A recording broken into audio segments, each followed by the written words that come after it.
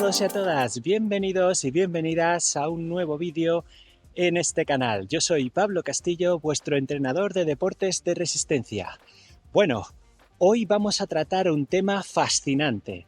¿Alguna vez os habéis planteado qué es más eficiente, correr o caminar cuesta arriba en el trail running y en el ultra trail?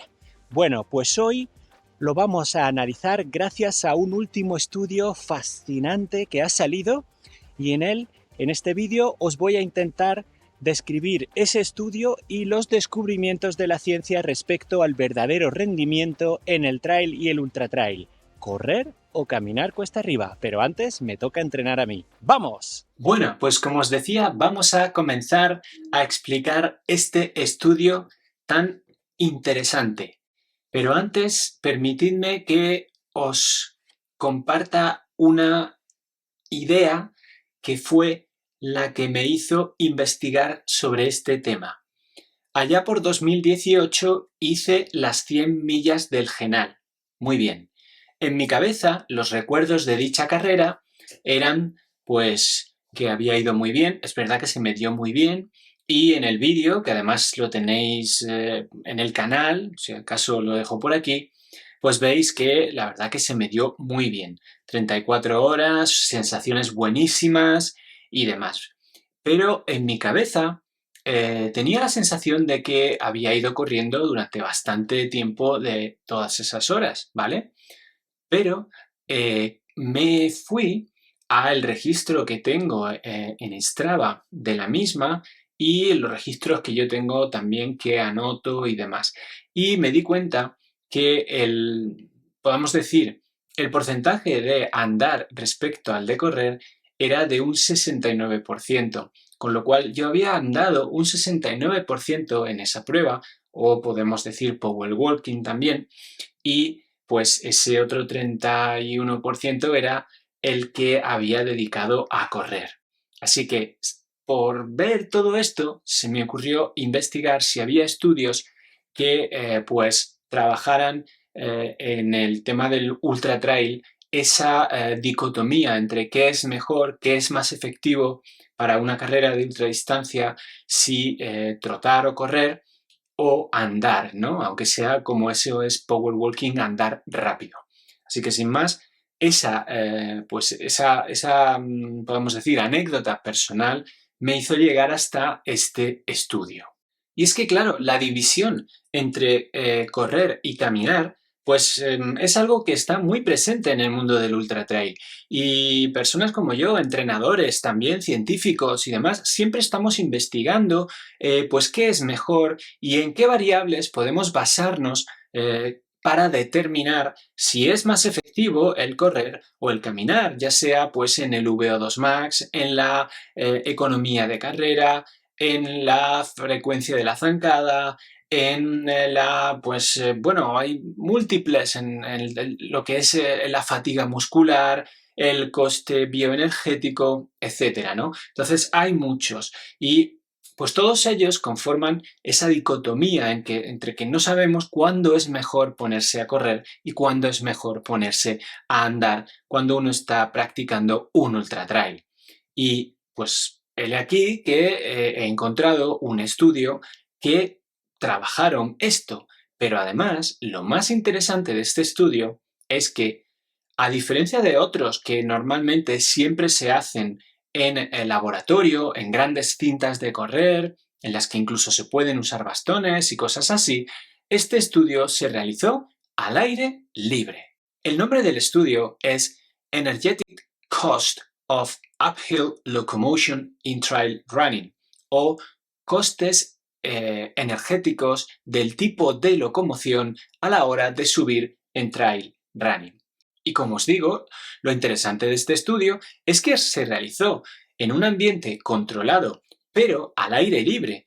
Y bueno, es muy interesante porque normalmente en un ultra trail siempre lo que es el terreno determina muchísimo pues cómo nos enfrentamos al mismo, con lo cual hacer un estudio en la naturaleza pues la verdad nos va a dar unos datos mucho más cercanos a la realidad de nuestro deporte. ¿Y por qué son importantes este tipo de estudios?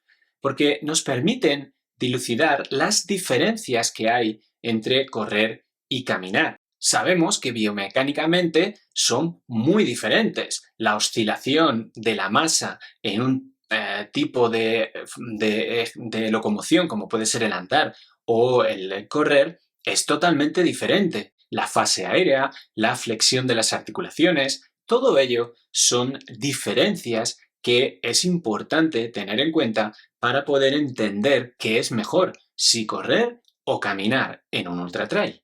Pasemos ahora a ver cómo se determinó el estudio.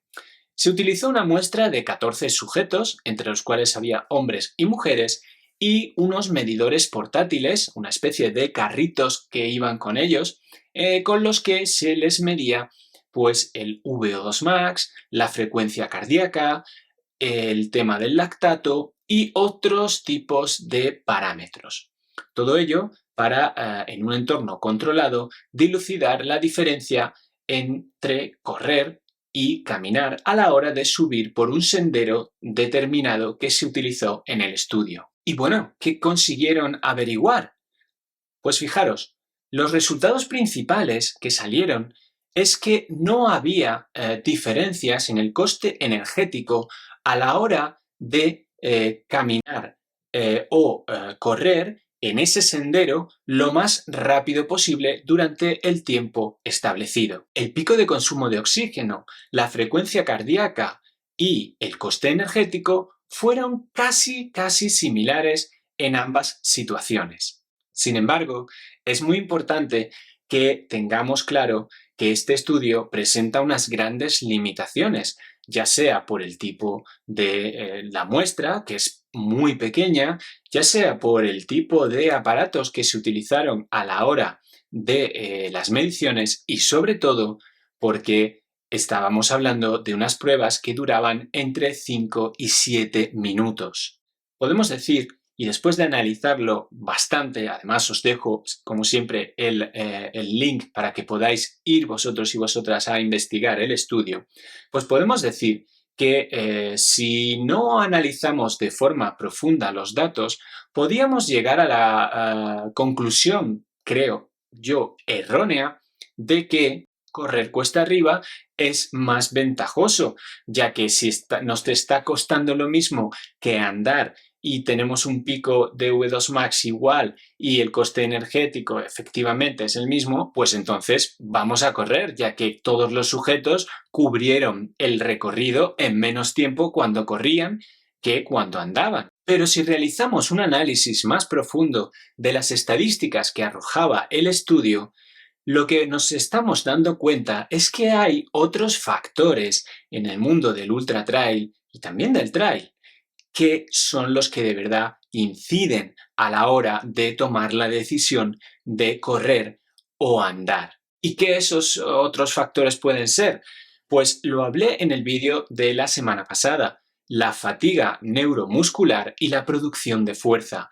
Seguramente estos dos factores que no se tuvieron en cuenta en el estudio puedan darnos más pistas acerca de qué es más beneficioso, si correr o andar. En resumen, este estudio, si bien es una cosa que debemos seguir pues teniendo estudios de este tipo, estudios que nos intentan dar luz a nuestro deporte, lo que nos indica es que el ultratrail es un deporte, podamos decir, único, un deporte que no tiene nada que ver a, por ejemplo, correr una maratón de asfalto o incluso correr 50 kilómetros por asfalto, ¿vale? El ultratrail, debido a sus características únicas en las que tienes que tener en cuenta el terreno, no solo el tipo de terreno, sino la tecnicidad que tiene ese terreno, pero además el desnivel que te presenta, y no solo el desnivel positivo, sino también el desnivel negativo. Además, la alimentación. Además, factores como la climatología, etcétera, etcétera. Todo ello hace que el ultratrail no se pueda medir con las mismas reglas que las carreras de media distancia o de asfalto. en las que utilizando fórmulas normalmente podemos saber tanto los costes energéticos como los rendimientos y cómo van a ir. Por ello, el ultra trail depende muchísimo más del contexto y depende muchísimo más de la persona. En este caso, por ejemplo, en mi experiencia en esas 100 millas del Genal, seguramente si andé esos 69% haciendo power walking y yo tuve esa sensación tan buena y que acabé tan bien, que además podéis ver el vídeo en el que se me ve que acabo corriendo y al día siguiente no tenía molestias y estaba muy bien, bueno, pues seguramente ese 69% de momentos en los que andé, pues como os decía en el vídeo de la semana pasada, hicieron que yo salvaguardara muchísimo mis piernas, mis articulaciones y en general pues todo mi organismo, ya que siempre estaba aplicando durante ese 69% del tiempo un menor esfuerzo a la hora de moverme por el terreno. Para resumir, os podría decir que aunque el coste energético y la economía de carrera siempre son factores que tenemos que tener en cuenta a la hora de pensar si vamos a correr o vamos a andar cuando